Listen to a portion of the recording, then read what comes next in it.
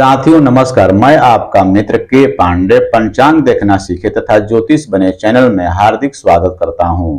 आप प्रतिदिन की तिथि नक्षत्र योग का मान द्वादश लग्न घंटा मिनट में विवाह मुहूर्त, उपनयन मुहूर्त, वधु प्रवेश मुहूर्त या अन्य किसी प्रकार के मुहूर्त की विशेष जानकारी के लिए तथा कुंडली का अध्ययन करने के लिए पंचांग देखना कैसे सीखे तथा अन्य समस्याओं के लिए दिए गए नंबर पर व्हाट्सएप मैसेज कर सकते हैं। आज का विषय है श्री कृष्ण जन्माष्टमी व्रत 6 सितंबर को या 7 सितंबर को।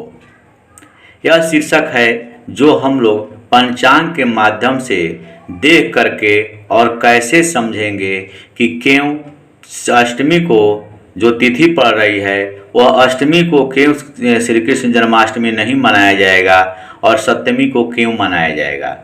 ये दुविधा आप लोगों के मन में भी होगी कि आखिर व्रत को क्यों एक दिन पहले मनाया जा रहा है। उसके कुछ कारण होंगे, जो कारण आप नहीं जानते होंगे तो आप कृपया पंचांग में देख करके और आसानी से भली भांति से बिना कोई परेशानी के आप अच्छी तरह से श्री कृष्ण जन्माष्टमी के बारे में, यह व्रत कब मनाएं, कैसे मनाएं, कौन तिथि को मनाएं, किस नक्षत्र में मनाएं, इन सारी बातों को आप लोग चर्चा में सुनेंगे और समझेंगे और सीखेंगे, जो मैं पंचांग को दिखाकर आपको विधिवत रूप से बताने की कोशिश कर रहा हूं, जिसे आप ध्यान से देखें। चलते हैं हम लोग। आप प्रायः जानते हैं कि कृष्ण जन्माष्टमी का पर्व जो होता है भाद्रपद महीने के अष्टमी तिथि को मनाया जाता है।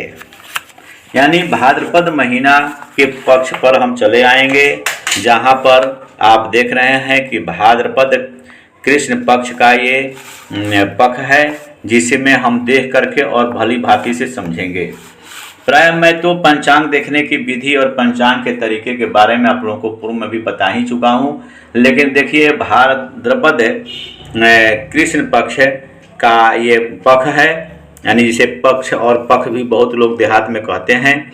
अंग्रेजी का तारीख जो है 1 सितंबर से 15 सितंबर तक का ये पक्ष चलेगा, जो 15 दिन चल रहा है। इसके बारे में आप यहाँ देखें विधिवत रूप से 1 सितंबर से यहाँ पर 15 सितंबर तक चल रहा है। इसी बीच में यहाँ देखें तिथि है 7, जहाँ लिखा हुआ है इसे आप तिथि समझें, 8 लिखा हुआ है जैसे सप्तमी और ये अष्टमी समझें।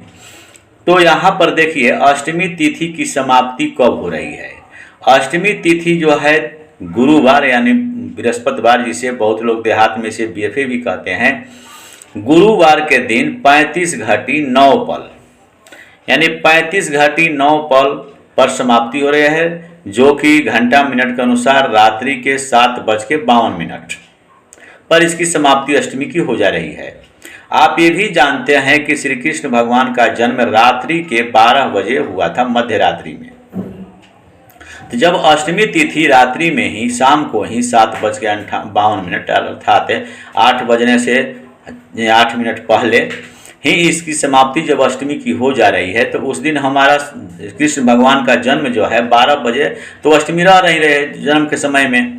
वैसी स्थिति के कारण यहाँ पर देखें उसके पहले सप्तमी तिथि बुधवार को 35:27 पल रात्रि के घंटा मिनट में देखें 7:58 तक ये सप्तमी की समाप्ति हो जा रही है, यानी 7:58 के बाद 7:59 से अष्टमी तिथि प्रारंभ हो जा रही है, मैंने शाम को ही। तो इस दिन जो है 12 बजे रात्रि में कृष्ण भगवान का जन्म यानी अष्टमी तिथि उस दिन पड़ रही है, उस दिन कृष्ण भगवान का जन्म हो जाएगा। आप ये भी जानते हैं कि कृतिका नक्षत्र के बाद रोहिणी जाति का चरण शुरू होता है। ये भी जानते हैं कि कृष्ण भगवान का जन्म रोहिणी नक्षत्र में हुआ था। तो ये भी देखिए नक्षत्र भी मिलान कर लेंगे तो कृतिका देखिए 22:11 पल दिन के 2:39 तक है, अर्थात अगला दिन 3:07 तक रोहिणी का चरण चलेगा, रोहिणी नक्षत्र बीतेगा, अर्थात रात्रि में 12 बजे रोहिणी नक्षत्र भी चली आ रही है।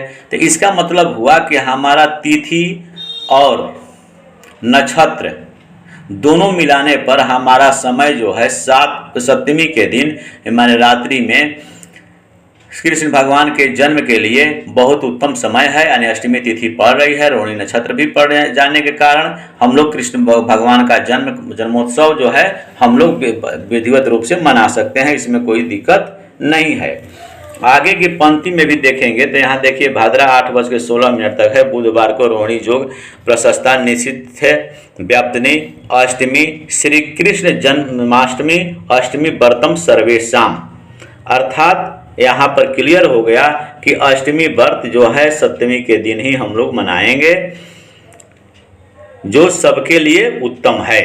इसके लिए विशेष पंचांग में एक जगह और दिया रहता है, जिसे उसको भी मैं आप लोगों को दिखाता हूँ, उसको भी प्रयास करता हूँ दिखाने के लिए। जैसे इस ऋषिकेश पंचांग में के पेज नंबर अंतिम का, यानी यहाँ देखिए पेज नंबर है 44, यहाँ देख ले पेज नंबर 44 पर प्रारंभ के कोने में ही शुरुआती में ही यहाँ दिया हुआ है। जैसे देखिए यहाँ रक्षाबंधन है, यहाँ पर यजुर्वेदा वेदिना पाकर्मम, और यहाँ पर देखिए 3 नंबर की सारणी में दिया हुआ है श्री कृष्ण जन्माष्टमी व्रत।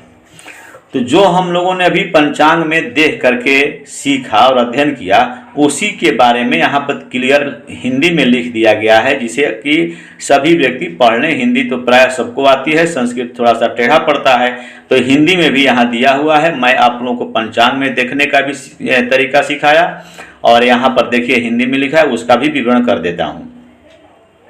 श्री कृष्ण जन्माष्टमी व्रत भाद्रपद कृष्ण निषिद्ध काल अष्टमी में श्री कृष्ण जन्माष्टमी व्रत होता है।